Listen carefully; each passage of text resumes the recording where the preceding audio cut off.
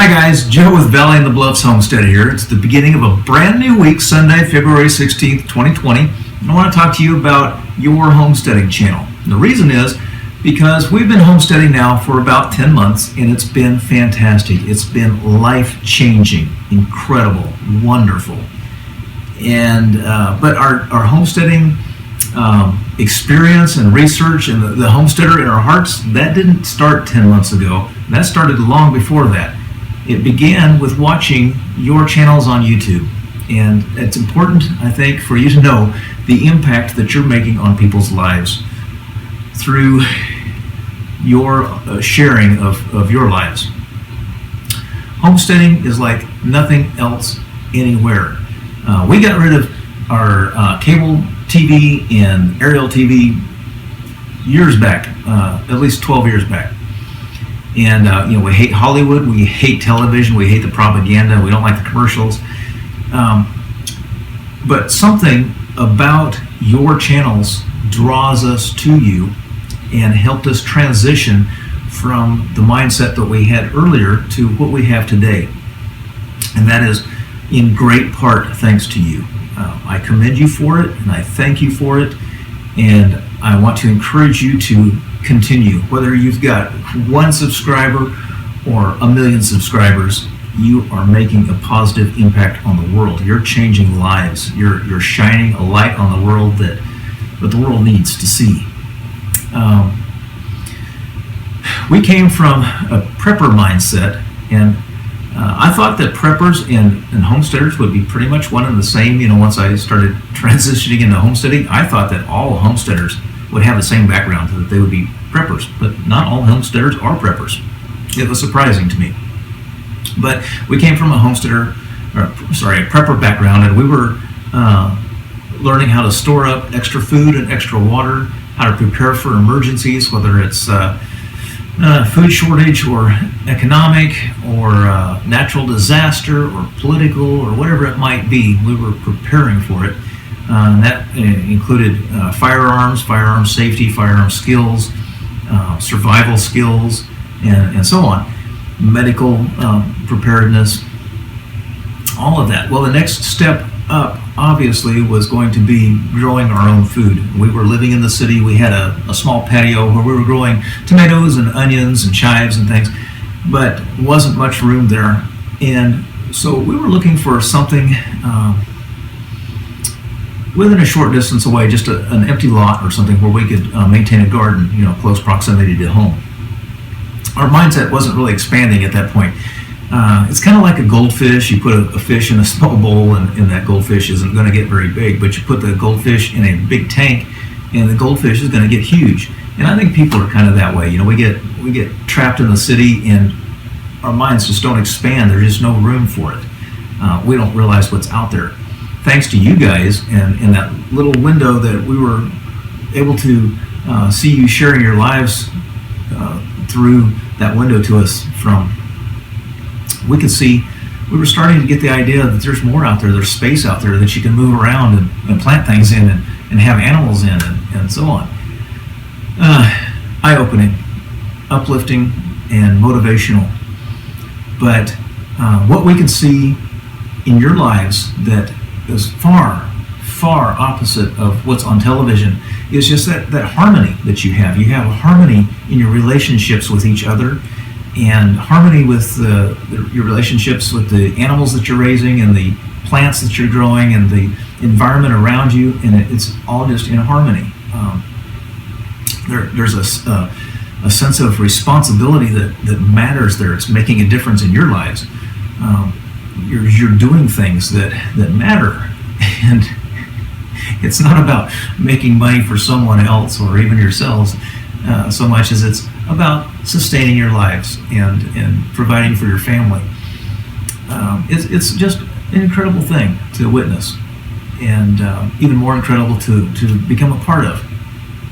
But making that transition was that harmony in your lives that was important in attracting us to seeing what you're doing and paying attention to how you're achieving it through your channels. Otherwise, we wouldn't be where we are today.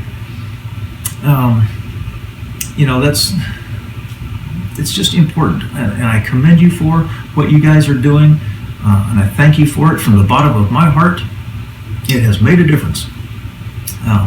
And it's making a difference in the lives of others too. I've got a brother that moved from Oregon to East Coast, South Carolina, and he started his homestead. He purchased some land and started raising animals and growing gardens and things. And he was sharing that with me along the way too, what he's doing. And he was transitioned to that point by watching YouTube videos, by watching your channels. So when he asked me why I'm not doing it, it was a profound question. I was stunned. I mean, why wasn't I doing it? I don't know. It's that goldfish in the bowl thing, I guess. But when he asked me, then I started realizing it was all coming together. Everything that I had been seeing in you guys' lives, and it was being applied to in the life of someone that I knew personally, family member. And then when he asked me why I wasn't doing it, it was like, duh, And so my wife and I, we talked about this, and it was that harmony started building in our lives. And we started looking for everything within an hour and a half of every direction from where we lived for an actual homestead rather than just a little lot where we can put a garden. And there were places that I really liked, at least I thought I was going to like them, and that my wife was like, no, there's things I don't like about it, that she didn't like. Well, then there were places that she really liked that there were things that I didn't like about it. And so it was important that we had that harmony. We realized that from watching you. Well, so when we found the right property, and it was like, I love it and she loves it. And to be honest, I thought she wasn't going to like it. I saw the property online. We were looking at like Zillow or something. And so I saw the property. I looked at it and I was like, wow, I would really like that. But I know based on the things that she said she didn't like before that she probably wasn't going to like this property. So I didn't even mention it because I didn't want to get my heart broken over it again. And she was the one that brought it up. She said, hey, did you see this property? And it was like a day or so later. And I said, well, yeah, but I didn't think you'd like it, And one of the reasons was it has a long driveway that's not paved, and she didn't want to drive over anything that wasn't paved because she didn't want dust and dirt in her car and all. And this has a long driveway, no pavement, still doesn't have pavement to this day, 10 months later. But she overlooked that because of other things that she loved about the property, and so we came to look at it, and there were so many other things that just kind of harmonized. God just works everything out perfectly for when it's the right place and the right time, and it just works out. But there was a blizzard, a huge blizzard last winter, and it hit just about the time that this property came up for sale, just before, like within a day or so before the property came up for sale. Most people weren't even able to get in to look at the property, and we had a hard time doing it. Even in a Jeep Wrangler, we had to drive our own real estate agent up the driveway to see it because it was all snowed in. And so that was one plus for us. We didn't have a lot of competition at the time. But another thing was that so the property was in distress. It was covered in snow. We really couldn't see what the outside looked like. For the most part, we couldn't see the ground anywhere. But we could see that the inside was in a lot of distress, and it had been for about a decade. The family that had it before, they'd lived there about 30 years or so, and he was a politician, and about 10 years prior, he got caught in a sting, and their lives kind of got turned upside down after that, and it just never recovered. So it went at least 10 years without any maintenance out here. In fact, there were sure signs that of intentional damage to the place. But anyway, so just miraculously, because our real estate agent understood we didn't want to get in a bidding war, she suggested, hey, this place is in distress. These people are in distress and they just want to get away from it, obviously. Put in the contract, in your offer, say that you'll allow them to just walk away, no maintenance required. They don't have to haul anything off. They can leave it exactly as is, and we will take over from there. They just walk away, and here's the offer.